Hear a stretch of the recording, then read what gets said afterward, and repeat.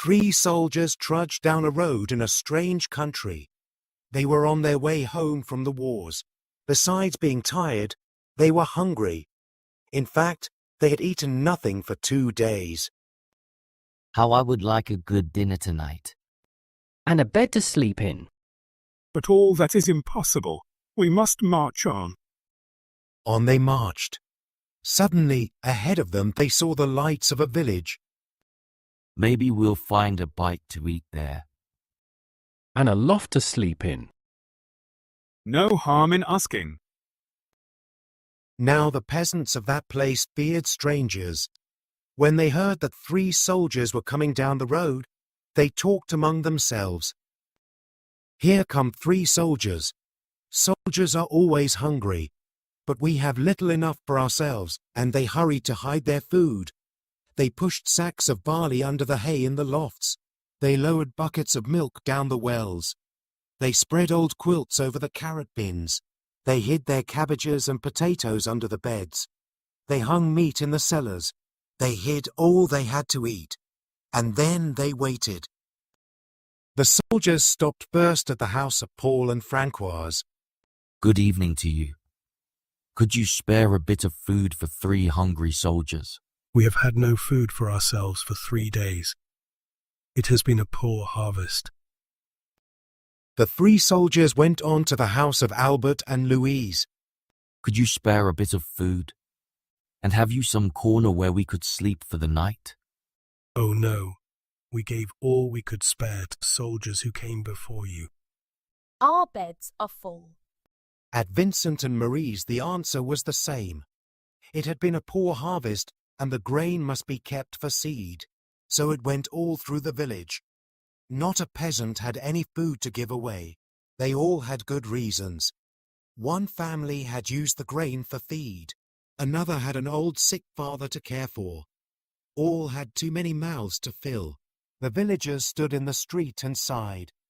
They looked as hungry as they could. The 3 soldiers talked together. Good people, we are 3 hungry soldiers in a strange land. We have asked you for food, and you have no food. Well then, we'll have to make stone soup. The peasants stared. Stone soup? That would be something to know about. First, we'll need a large iron pot. The peasants brought the largest pot they could find. How else to cook enough? That's none too large, but it will do. And now, water to fill it and fire to heat it. It took many buckets of water to fill the pot. A fire was built on the village square, and the pot was set to boil. And now, if you please, 3 round, smooth stones. Those were easy enough to find. The peasants' eyes grew round as they watched the soldiers drop the stones into the pot. Any soup needs salt and pepper. Children ran to fetch salt and pepper. Stones like these generally make good soup. But oh, if there were carrots, it would be much better. Why? I think I have a carrot or 2. She came back with her apron full of carrots from the bean beneath the red quilt. A good stone soup should have cabbage, but no use asking for what you don't have. I think I could find a cabbage somewhere. Back she came, with 3 cabbages from the cupboard under the bed. If only we had a bit of beef and a few potatoes, this soup would be good enough for a rich man's table. The peasants thought that over. They remembered their potatoes and the sides of beef hanging in the cellars. They ran to fetch them. A rich man's soup, and all from a few stones. It seemed like magic. Ah, if only we had a little barley and a cup of milk. This soup would be fit for the king himself.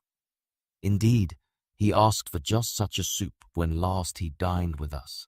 The peasants looked at each other. The soldiers had entertained the king. Well, but no use asking for what you don't have.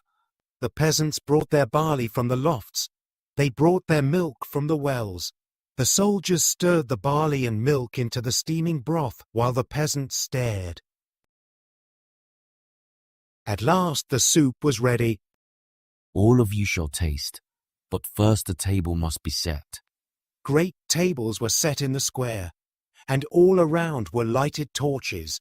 Such a soup! How good it smelled! Truly fit for a king. But then the peasants asked themselves, would not such a soup require bread, and a roast and cider? Soon a banquet was spread, and everyone sat down to eat. Never had there been such a feast. Never had the peasants tasted such soup, and fancy, made from stones. They ate and drank, and ate and drank, and after that they danced. They danced and sang far into the night. At last they were tired. Is there not a loft where we could sleep? Let 3 such wise and splendid gentlemen sleep in a loft. Indeed, they must have the best beds in the village.